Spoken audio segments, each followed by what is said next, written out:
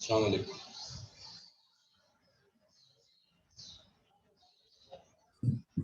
वालेकुम अस्सलाम sir.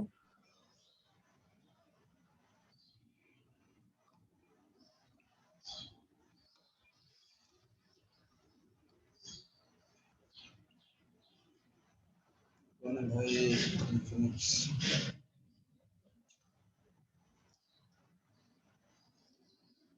Okay जी, तो कल हम बात कर रहे थे, इसी स्लाइड तक हमने स्टडी किया था कल।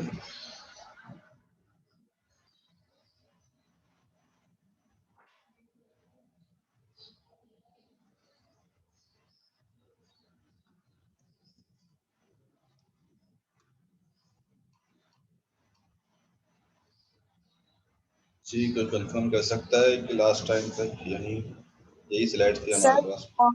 तो क्या जी था, और सर। आप कॉस्ट इफेक्टिव थेरेपी के बारे में हम लोग डिस्कस करेंगे आज के सेशन में। तो कॉस्ट इफेक्टिवनेस टॉपिक होता है हमारे पास फार्माको इकोनॉमिक्स एक ब्रांच है फार्मेसी की, साइंस है, जिसमें फार्मेसी और इकोनॉमिक्स का समझ लें कि ब्लेंड उसमें शामिल है। तो इट्सेल्फ एक बहुत बड़ा टॉपिक है फार्माको इकोनॉमिक्स का। उसकी बहुत सारी टर्म्स में से एक टर्म है cost effectiveness. Cost effectiveness balance है कॉस्ट और इफेक्टिवनेस का। ज़रूरी नहीं है कि कोई चीज़ अगर उसकी कॉस्ट कम हो तो ही हम उसे कॉस्ट इफेक्टिवनेस कह सकते हैं। ये एक्चुअली कॉस्ट और इफेक्टिवनेस का जो टोटल आउटकम है उसको कहा जाता है कॉस्ट इफेक्टिवनेस। फॉर एग्जाम्पल, अगर एक पेशेंट को अपर रेस्पिरेटरी ट्रैक्ट इन्फेक्शन के लिए क्लेरिथ्रोमाइसिन प्रिस्क्राइब किया जाता है 1 OD में, ठीक है? Clarithromycin 1 OD, clarithromycin 500 milligram extra release 1 OD। इसका मतलब ये है कि अगर ये 90 रुपीज़ की टेबलेट है, ठीक, ये है 90 रुपीज़ की टेबलेट, और इसमें अगर कोई ये कहता है कि ये बहुत ज़्यादा एक्सपेंसिव टेबलेट है, सिर्फ एक टेबलेट 90 रुपीज़ की, 5 डेज तक मुझे ये टेबलेट खानी है, 5 दिन का इसका डोजेज है, एंड तो अल्टरनेटिवली प्रिस्क्राइबर कहता है कि ठीक है जी, आप ऐसा कर रहे हैं कि अगर आप 90 रुपीज़ की क्लेरिथ्रोमाइसिन नहीं खा सकते तो आप एमॉक्सिक्लेव ले लें 40 रुपीज़ की। ये 40 रुपीज़ की है, ठीक है जी। कितनी? 1 बीडी 5 डेज। तो कौन सी ज़्यादा एक्सपेंसिव हो गई?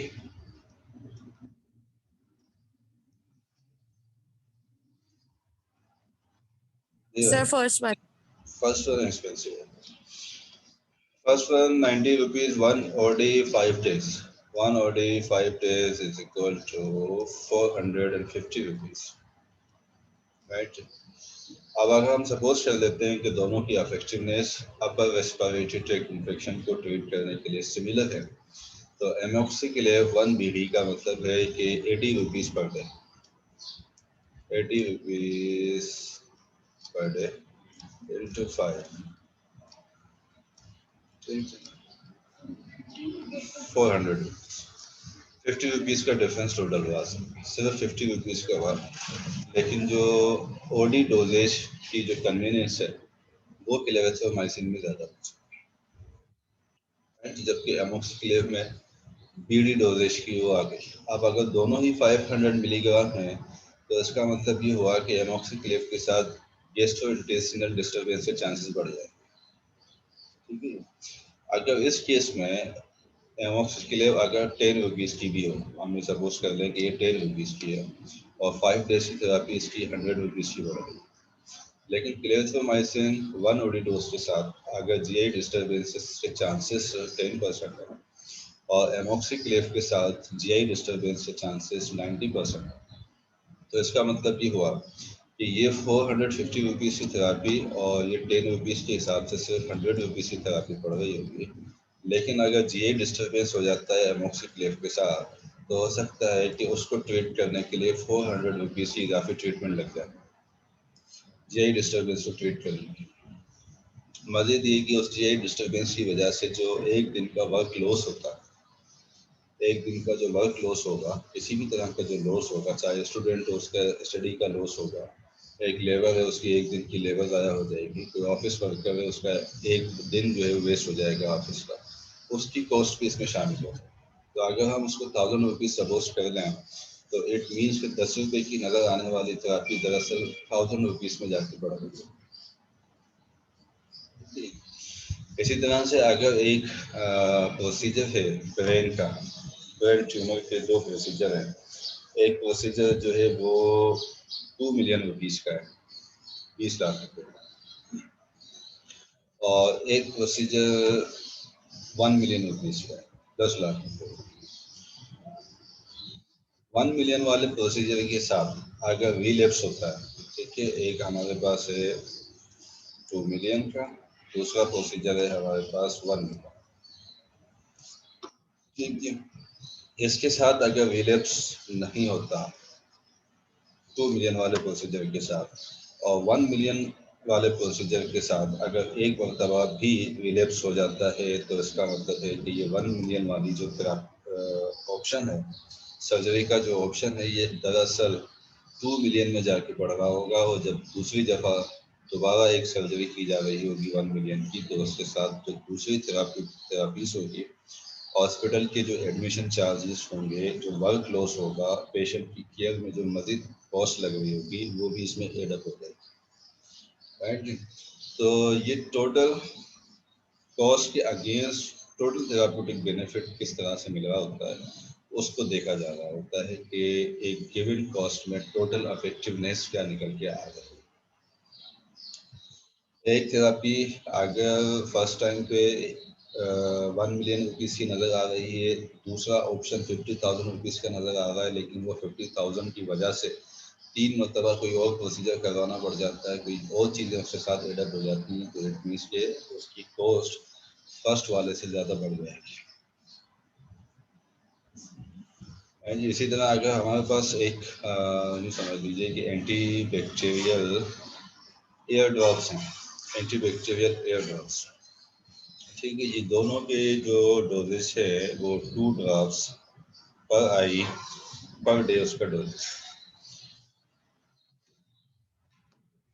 एक ड्रॉपर 100 रुपीज़ का है, दूसरा जो ड्रॉपर है वो 80 रुपीज़ का है, ठीक है। दोनों क्लेम कर रहे हैं 5 ml का। अगर एक में जो टोटल नंबर ऑफ ड्रॉप्स जाके बनते हैं, वो बनते हैं 200 ड्रॉप्स 80 रुपीज़ वाले, और 100 रुपीज़ वाले में जाके वो ड्रॉप्स बनते हैं 300 ड्रॉप्स। तो इसका मतलब ये होगा कि 100 रुपीज़ का जो ड्रॉपर है उसमें ज़्यादा डोजेज मौजूद हैं, और पर डोजेज जो कॉस्ट है वो 100 रुपीज़ वाले ड्रॉपर की कम है पर डोजेज, पर यूनिट डोजेज। फिर इसके अलावा भी बहुत सारे फैक्टर्स हैं, इट सेल्फ बहुत कम्प्लेक्स किस्म की भी है, कम्प्लेक्स इस तरह से जिसको समझ में ना आए, जिसको समझ में आ जाए तो उसके लिए बहुत ज़्यादा इंटरेस्टेड है फार्माको इकोनॉमिक्स। उसमें बहुत सारी टर्म्स है हमारे पास, जिसमें से एक चीज़ हमारे पास कॉस्ट इफेक्टिव है। कॉस्ट इफेक्टिव की बहुत सारी स्टेटिस्टिक्स हैं, बहुत सारे तरीके हैं उसके डिटरमाइन करने के। यहाँ पर सिर्फ ब्रीफली मैं आपको उसका आइडिया दे सकता हूँ कॉस्ट इफेक्टिवनेस।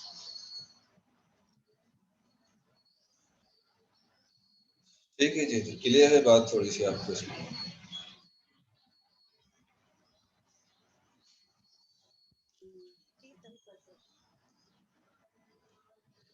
ये ओवरऑल कॉस्ट के अगेंस्ट ओवरऑल थेराप्यूटिक बेनिफिट है।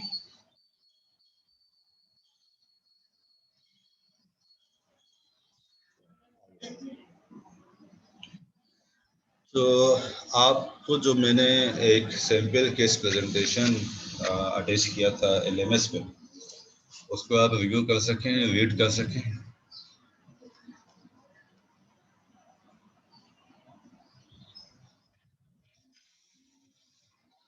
ये बताइए जब तक हम इस सेशन की अटेंडेंस मार्क कर देते हैं।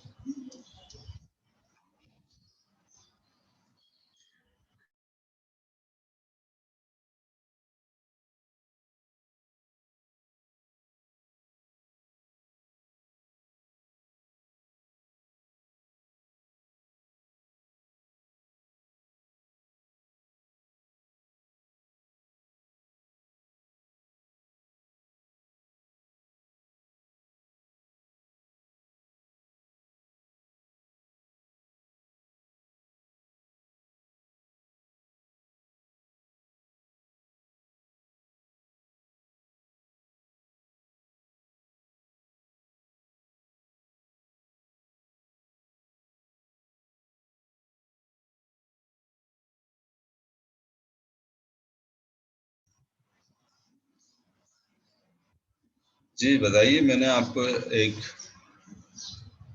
मटेरियल प्रोवाइड किया था एलएमएस के सैंपल केस प्रेजेंटेशन के, उसको आप रीड कर सके हैं अभी तक? जी सर, रीड किया था। क्या उसमें समझ में आया आपको?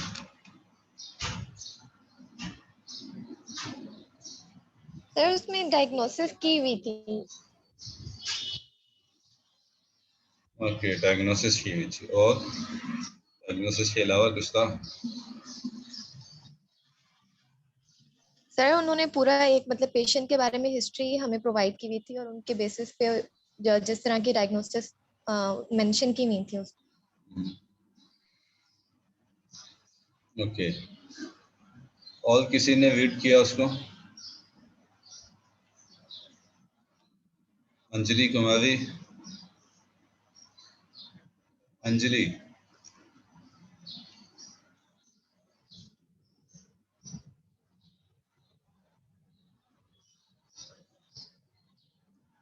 अवेश राजा, अवेश राजा आपने रीड किया उसको?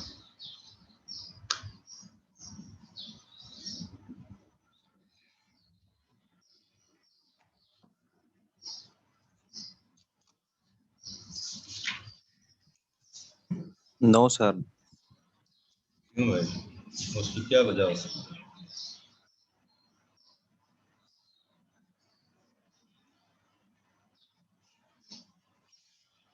मतलब क्या मुश्किल था, क्या आपको टाइम नहीं मिला, क्या वजह हुई? नो सर, पढ़ा ही नहीं है अभी तक।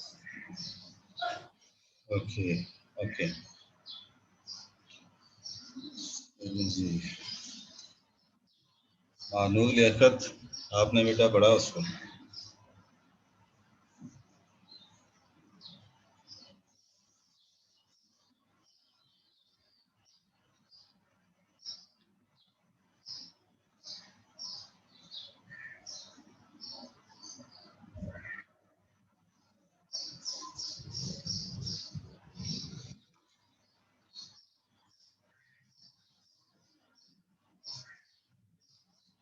आकिब बशीर, आकिब बशीर,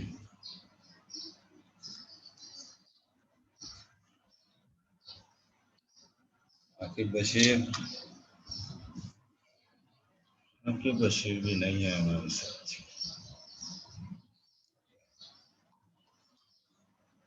ईमान इजाज? No sir. क्यों भाई, क्यों नहीं पढ़ा?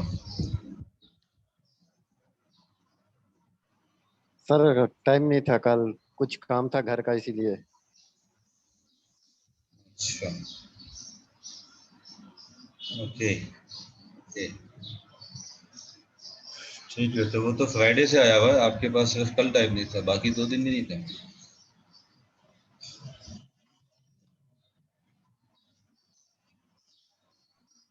सर वो चेक नहीं किया था कल, तो इसीलिए। राइट।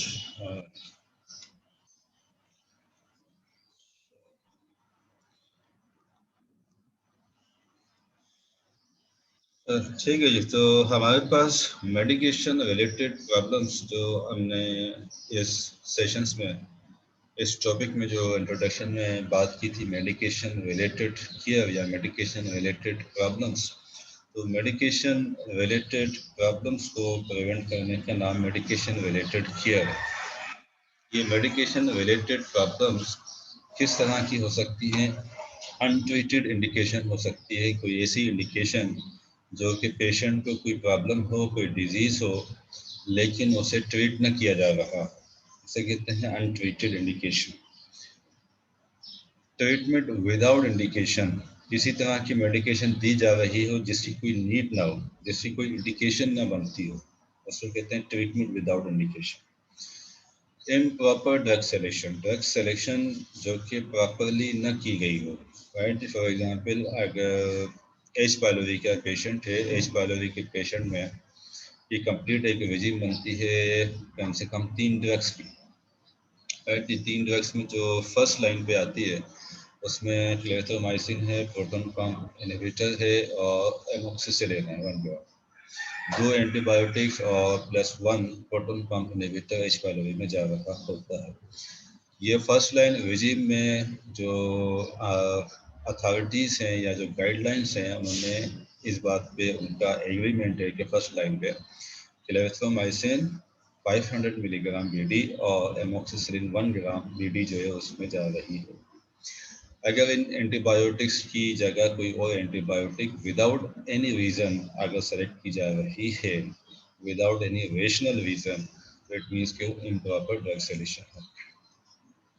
सब थेराप्यूटिक डोजेज, जब किसी गिवन इंडिकेशन के अगेंस्ट प्रोडक्ट का डोज जो बन रहा हो, अगर उससे कम डोज दिया जाए, इतना कम डोज कि वो थेराप्यूटिक बेनिफिट प्रोवाइड ही ना कर सके, तो उसे हम कहते हैं सब थेराप्यूटिक डोजेज।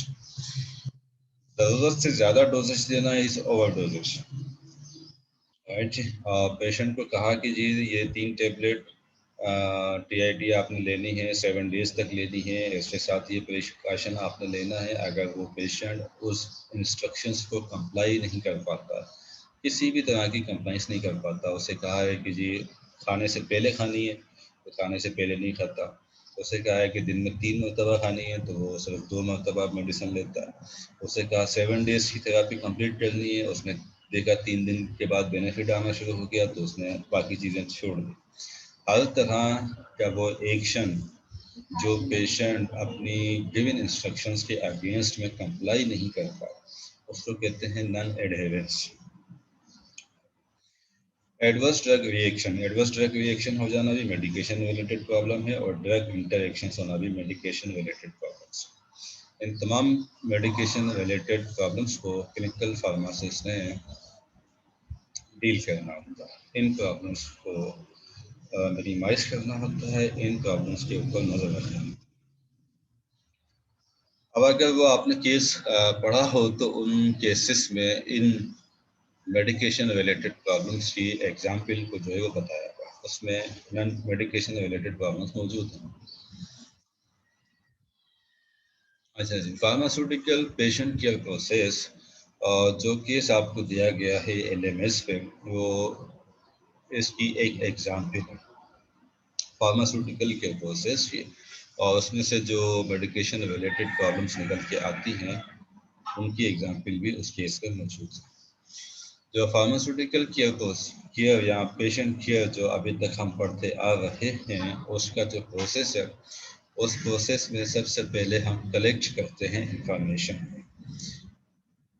फिर उस इंफॉर्मेशन की असेसमेंट करते हैं। असेसमेंट करने के बाद हम प्लान करते हैं कि बेस्ड ऑन दिस इंफॉर्मेशन, जो असेसमेंट में हमारे सामने मेडिकेशन रिलेटेड प्रॉब्लम सामने आई हैं, उनको आंसर करने के लिए, उनको प्रिवेंट करने के लिए, उन प्रॉब्लम्स को ओवरकम करने के लिए अब हमने क्या एक्शंस लेने हैं, दैट इज प्लान। ये प्लान बनाने के बाद फिर हम उसको इम्प्लीमेंट करवाते हैं, और इम्प्लीमेंट कराने के बाद उस पर नज़र रखते हैं कि जो प्लान हमने बनाया था उस प्लान का रिजल्ट क्या निकल के आ रहा है। हम कलेक्ट करते हैं पेशेंट की current medication list. Current medication list से हमारा मतलब होता है कि पेशेंट अभी करंटली जो भी मेडिकेशन ले रहा है, चाहे वो पिछले 20 साल से कंटिन्यूस ले रहा है या पिछले 5 साल से ले रहा है, इस वक्त जब पेशेंट हमारे पास रिपोर्ट हुआ है, जब पेशेंट हॉस्पिटल में एडमिट हुआ है, उस एडमिशन होते वक्त वो ऑलरेडी जो मेडिकेशंस ले रहा था, वो तमाम की तमाम मेडिकेशंस कहलाती हैं करंट मेडिकेशन लिस्ट, राइट। जो उसको एडमिट होने के बाद जो कंप्लेन वो लेकर आया है हॉस्पिटल में, उसके डायग्नोसिस होने के बाद जो मेडिकेशंस दी जाएंगी वो अलग चीज़ है। एडमिट होते वक्त उस जो ऑलरेडी जिन मेडिकेशंस पर वो प्रिस्क्राइब्ड था, वो तमाम मेडिकेशंस कहलाती हैं करंट मेडिकेशन लिस्ट।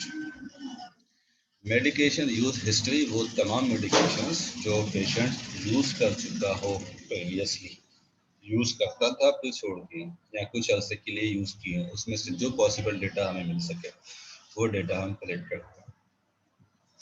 इसके साथ साथ जो रेलेवेंट हेल्थ डेटा है, जो कि डायरेक्टली मेडिकेशंस का नहीं हो सकता, लेकिन मेडिकेशंस के यूज़ को इन्फ्लुएंस कर सकता है, और उसके साथ साथ पेशेंट की लाइफ स्टाइल है।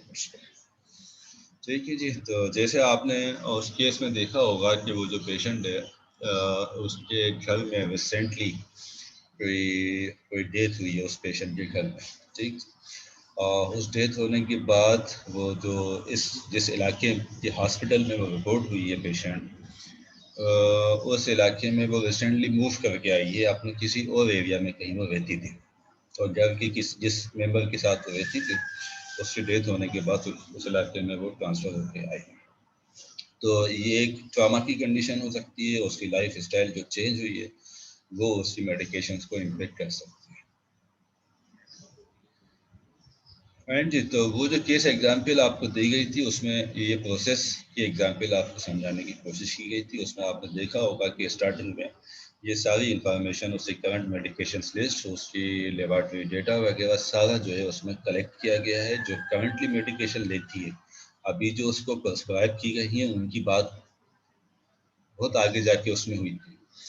हॉस्पिटल में एडमिट होते वक्त जो मेडिकेशंस वो लेती रही थी, उन मेडिकेशंस का डेटा लिया गया था। प्रीवियसली वो कुछ मेडिकेशंस पे चली है, उन मेडिकेशंस का डेटा लिया गया था। ये सारी इंफॉर्मेशन कलेक्ट की गई थी। कलेक्ट करने के बाद असेस किया गया था कि ईच मेडिकेशन को असेस किया जाता है कि हर मेडिकेशन जो वो ले रही है उसका क्या रीज़न है, क्या वजह है, और उसका कितना बेनिफिट उसको मिल रहा है। जैसे कि उस एग्जाम्पल में केस प्रेजेंटेशन में आपने देखा होगा कि पेशेंट का ब्लड प्रेशर कंट्रोल में नहीं था, ऑल्दो कि उसकी करंट मेडिकेशंस में एंटी हाइपरटेंसिव मेडिकेशंस मौजूद थी, लेकिन पेशेंट का जो ब्लड प्रेशर था वो अराउंड 180 के आसपास पहुंचा हुआ था। ठीक है।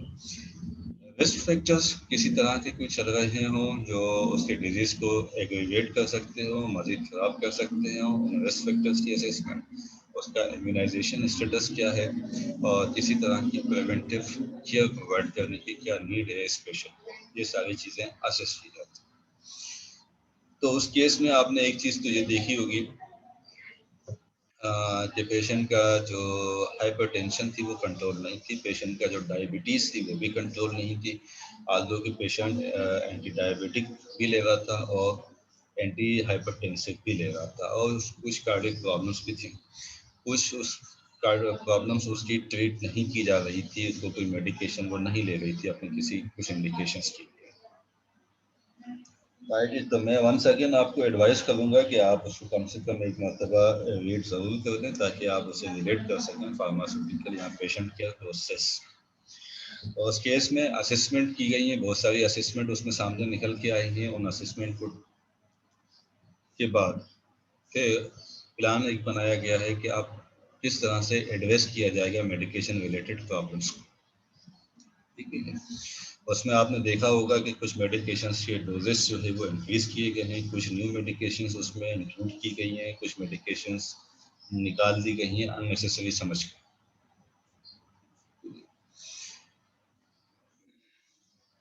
प्लान कर दिया गया, प्लान करने के बाद उसको इम्प्लीमेंट करवाना है। वो जो मेडिकेशंस हैं उनको इनिशिएट कराना है। करंट मेडिकेशंस चल रही हैं उनको मॉडिफाई किया गया, कुछ मेडिकेशंस की ज़रूरत नहीं है तो उसको डिसकंटिन्यू किया गया। प्रॉपर एडमिनिस्ट्रेशन को इंश्योर किया गया, पेशेंट को एजुकेट किया गया कि अगर वो टाइमली मेडिकेशंस नहीं लेगी या कहीं उसमें कोई नॉन एडहेरेंस तरह की चीज़ें आ जाएंगी तो उसमें पेशेंट का हेल्थ का जो है वो लॉस होगा। ठीक है जी। इम्प्लीमेंट करने के बाद फिर उसका फॉलोअप करना है कि जो हमने प्लान बनाया था उसकी अप्रोप्रिएटनेस कितनी आई, उसकी इफेक्टिवनेस कितनी आई, उसमें कहीं किसी का कोई सेफ्टी का मसला तो नहीं आया, और उसकी जो डेफिनेट आउटकम्स हैं हमारे प्लान की वो किस तरह की निकल के आई। ठीक है जी। तो मैं आपको खुद से जो है ब्रीफ यहाँ पे कर देता हूँ दोबारा उस केस को। सर ये सोप और फार्म प्रोग्रेस जो में मेंशन था, ये इसी को कह रहे हैं हम? जी हाँ, लेकिन मैं एग्जैक्टली अभी सोप और फार्म की तरफ आपको नहीं लेके जाना चाहता, क्योंकि वो इसी चीज़ों को नोट डाउन करने के दो तरीके हैं, ओके, इसी काम को करने के दो तरीके हैं। ठीक है सर। तो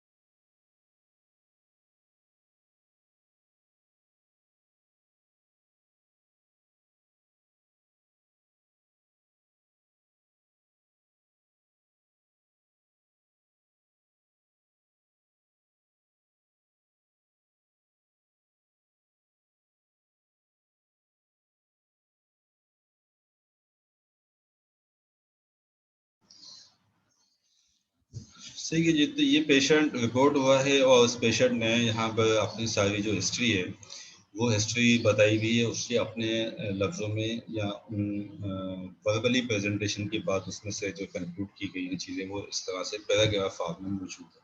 ठीक है। जो प्रेजेंट उसकी इलनेस है, हिस्ट्री ऑफ प्रेजेंट इलनेस का मतलब जो करंट कंप्लेंट्स के साथ मौजूदा जिस प्रॉब्लम को लेकर पेशेंट रिपोर्ट हुआ है हॉस्पिटल में या क्लिनिक में, उसको कहते हैं हिस्ट्री ऑफ प्रेजेंट इलनेस। उसकी हिस्ट्री क्या है, कब हुई, कैसे हुई, क्या उसकी सीवियरिटी है, कितने दिन से हो रही है, जो भी प्रॉब्लम उसको कहते हैं प्रेजेंट इलनेस। उसी हिस्ट्री के दौरान उससे पता किया गया कि वो क्या क्या मेडिकेशंस आप रीड कर पा रहे हैं, क्या क्या मेडिकेशंस जो है वो करंटली ले रही है। उसके बाद उसकी फिजिकल एग्जामिनेशन की गई, वाइटल साइंस देखी गए, स्किन से रिलेटेड, कार्डियक, चेस्ट से रिलेटेड चीज़ें देखी गई, बहुत सारे उसके लेबॉर्ट्री टेस्ट कराए गए।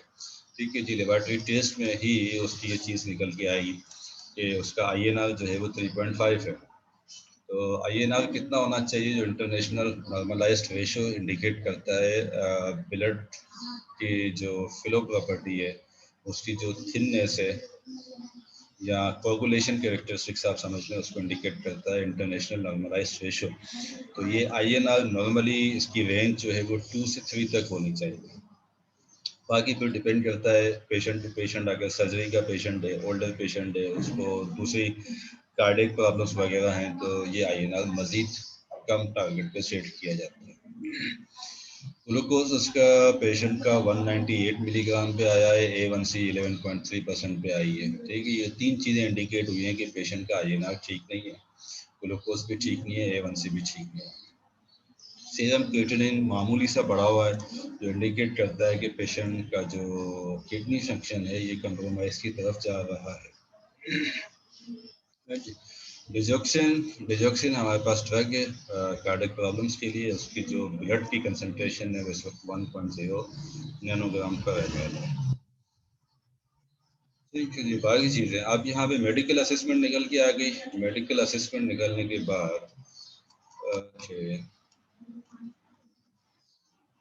ये सारी पेशेंट की मेडिकेशंस करंट निकल के आ गई। ठीक है जी। इनको देखते हुए असेसमेंट की गई कि पॉसिबल नॉन एडेरेंस है पेशेंट, क्योंकि पेशेंट एंटी हाइपरटेंसिव भी ले रहा है, एंटी डायबिटिक्स भी ले रहा है। ठीक है जी। लेकिन फिर भी उसको दो मेन प्रॉब्लम निकल के आ गई। पॉसिबिलिटी है कि नॉन एडेरेंस है। Mild to moderate heart failure indicate हो रहा है पेडल एडेमा से।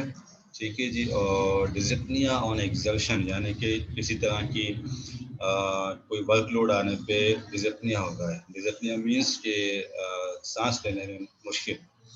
ऑन एक्सर्शन, चलते हुए, ज़्यादा चलते हुए, किसी भी तरह की कोई एक्सरसाइज करते हुए, यानी कि किसी तरह का वर्कलोड बॉडी भी आए तो डिजिप्निया हो रहा है। It means to dyspnoea on exertion. ये दो चीज़ें और cardiomegaly on chest X ray indicate कर रही है पेशेंट को हार्ट फेलियर की तरफ, मॉडरेट हार्ट फेलियर की तरफ पेशेंट जा रहा है। Type 2 diabetes mellitus not optimally controlled, ये सारी चीज़ें इस हिस्ट्री से निकल के आई हैं, उसकी मेडिकेशन हिस्ट्री से, उसकी मेडिकल असेसमेंट से निकल के आई हैं कि पेशेंट टाइप 2 डायबिटीज मेलाइटिस से ऑप्टिमली कंट्रोल्ड भी नहीं है। ठीक है जी, मेटफॉर्मिन एंड ग्लिबरेट पे चल रहा है, लेकिन उसके बावजूद उसका गोल जो है HbA1c का वो अचीव नहीं हो रहा।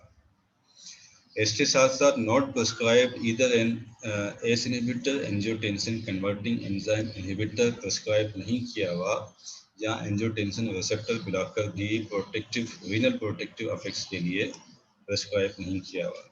डायबिटीज के ऐसे पेशेंट्स जो कि कार्डियोवैस्कुलर पेशेंट भी हों, ऐसे पेशेंट में गाइडलाइंस कहती हैं कि ऐसे पेशेंट्स की किडनीज को प्रोटेक्ट करने के लिए एस इनहिबिटर या ARB एंजियोटेंसिन रिसेप्टर ब्लॉकर कोई एक जो है पेशेंट को दिया जाना चाहिए उसके प्रोटेक्शन के लिए, रीनल प्रोटेक्टिव इफेक्ट्स के लिए। तो यहाँ पर ये चीज़ निकल के आ गई कि नो ट्रीटमेंट नहीं दी जा रही, इंडिकेशन मौजूद है, ट्रीटमेंट नहीं दी जा रही। ठीक है जी, यहाँ पे एक नॉन कंप्लायंस की मेडिकेटेड रिलेटेड प्रॉब्लम निकल के आ गई। हाइपरटेंशन भी पेशेंट की जो है वो कंट्रोल नहीं है मेट्रोपोलल पे। ठीक जी, एट्रियल फिब्रिलेशन की तरफ भी पेशेंट जो है वो जा रहा है। रीनल इनसफिशिएंसी मॉडरेट निकल के आ गई, उसकी जो कितनी आई थी क्रिएटिनिन 1.3 मिलीग्राम पर डेसीलीटर, तो उससे जो उसकी किडनी डैमेज का स्केल निकल के आता है वो पॉसिबल मॉडरेट रीनल इनसफिशिएंसी निकल के आता है। तो इसका मतलब ये है कि ये जो दूसरी मेडिकेशंस पेशेंट ले रहा है उसके डोज को एडजस्ट करना है, उसके डोज एडजस्ट नहीं हुए हुए अभी, पेशेंट का किडनी का मसला है और ड्रग्स की डोजेज जो है वो एडजस्ट नहीं हुई।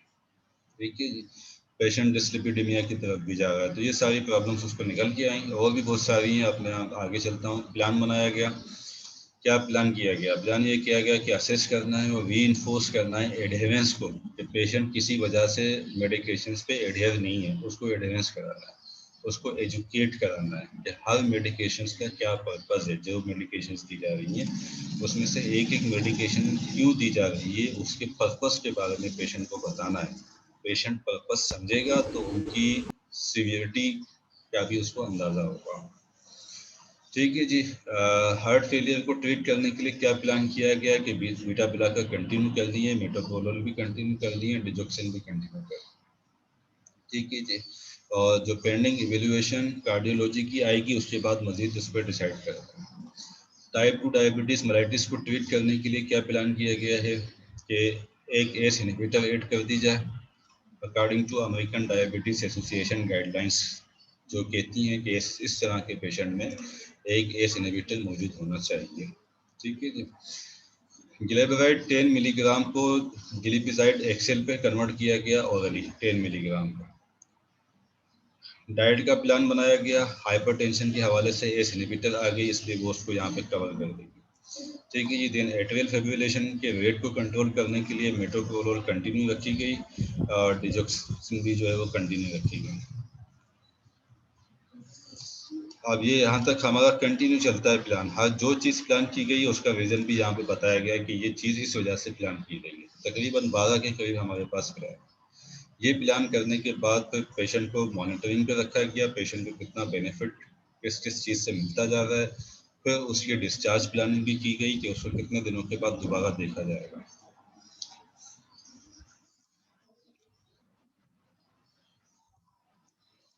सर आप नॉन एडहेरेंस को एक बार फिर से एक्सप्लेन कर दें प्लीज। जी, क्या कहा आपने? मैं समझा, आपकी आवाज़ ड्रॉप हो गई। जो आपने बताया सर वो एक बार एक्सप्लेन करते हैं। अगर मैंने सही सुना है तो आप नॉन एडहेरेंस की बात कर रही हैं।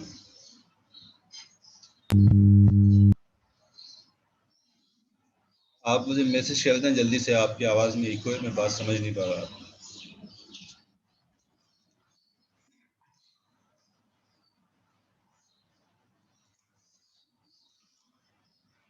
ठीक है जी, तो ये हमने पता नहीं क्या सवाल आ रहा है। ओके, नॉन एडहेरेंस को रिपीट करें। ओके जी, देखें, नॉन एडहेरेंस वो चीज़ है जहाँ पर जो इंस्ट्रक्शंस दी जाएं उन इंस्ट्रक्शंस को फॉलो न किया जा रहा हो, ठीक है ना। यानी कि एक पेशेंट को एक एंटी हाइपरटेंसिव दिया हुआ है, 2 एंटी डायबिटिक एजेंट्स दिए हुए हैं, एक डिजोक्सिन दिया हुआ है, एक मेटोप्रोलोल दिया हुआ है, इतनी हो गई जी 5 ड्रग्स हो गए। अब अगर पेशेंट इन 5 में से 3 खा रहा है तो इट मीन्स के नन एडहेरेंस है उसकी अपने प्लान के साथ। जो चीज़ें उसको प्रेस्क्राइब की गई हैं उससे वो एडहेयर नहीं, उसको फॉलो नहीं करता, ठीक है जी। जितनी मेडिकेशन लिख के दी गई हैं उसमें से अपनी मर्जी से कोई कुछ खा लेता है, कुछ नहीं खाता, नन एडहेरेंस है। उसको कहा गया है एक चीज़ दिन में 4 मरतबा खाने की, 2 मरतबा खाता है, नन एडहेरेंस है। 3 मरतबा लेता है, नन एडहेरेंट है। 4 मरतबा खाता है, इसका मतलब वो एडहेरेंट है। जो चीज़ जिस तरह से कही गई है उस तरह से करे तो इसका मतलब कि वो एडहेरेंट है अपनी ट्रीटमेंट प्लान से, और अगर नहीं करता तो इट मीन्स कि वो नॉन एडहेरेंस है। जिस तरह से कि मैंने आपको एक सैम्पल केस प्रेजेंटेशन जो है पढ़ने के लिए एडवाइस किया फ्राइडे को कि 4th इंटरेक्टिव सेशन से पहले आपने इसको पढ़ना है। जिसने नहीं पढ़ा वो इस प्लान से नॉन एडहेरेंस है। मेरी जो एडवाइस जो मैंने उसको दी उस एडवाइस ने उसके ऊपर कोई असर नहीं किया, मेरी एडवाइस को उसने फॉलो नहीं किया। इसका मतलब मैंने उसके लिए जो चीज़ सजेस्ट की उस सजेशन से उसकी नॉन एडहेरेंस है, राइट जी। इसी तरह से प्रिस्क्राइबर ने या फार्मासिस्ट ने कहा कि ये मेडिकेशन आपको अर्ली मॉर्निंग खानी है, ठीक है, अर्ली मॉर्निंग खानी है। वो पेशेंट अर्ली मॉर्निंग उसको नहीं लेता बल्कि आफ्टरनून में जाके लेता है, इट मीन्स कि वो अपने ट्रीटमेंट प्लान से नॉन एडहेयर है। जो चीज़ जिस तरह से कही गई है, जिस तरह से रिकमेंड की गई है, अगर उस तरह से पेशेंट उसको ना कर रहा हो तो वो नॉन एडहेरेंस है, ठीक है जी। पेशेंट को एक मेडिसिन रिजीम लिख के दी गई कि ये आपने 11 डेज तक खानी है। 6 दिन तक पेशेंट उसको फॉलो करता है, बिल्कुल अपने सही टाइमिंग पे लेता है, सही डोजेज लेता है, सही तरीके से लेता है। 7वें दिन उसको छोड़ देता है बगैर फार्मासिस्ट से पूछे या बगैर प्रिस्क्राइबर से पूछे, सिर्फ ये सोच कर कि जी मुझे तो बस बेनिफिट मिल गया, मैं ठीक हो गया। इट मीन्स कि वो नॉन एडहेयर है अपने ट्रीटमेंट प्लान से, ट्रीटमेंट रिजीम से नॉन एडहेरेंस से। एंटीबायोटिक रिजीम उसको कहा गया कि जी 7 दिन तक खानी है, प्रिस्क्राइबर ने ये सोच के कहा कि 7 दिन तक खाएगा तो रेजिस्टेंस नहीं होगा, रिलैप्स नहीं होगा और रेजिस्टेंस के चांस भी कम होंगे। पेशेंट 3 दिन खा के छोड़ देता है, इसका मतलब है कि नॉन एडहेरेंस,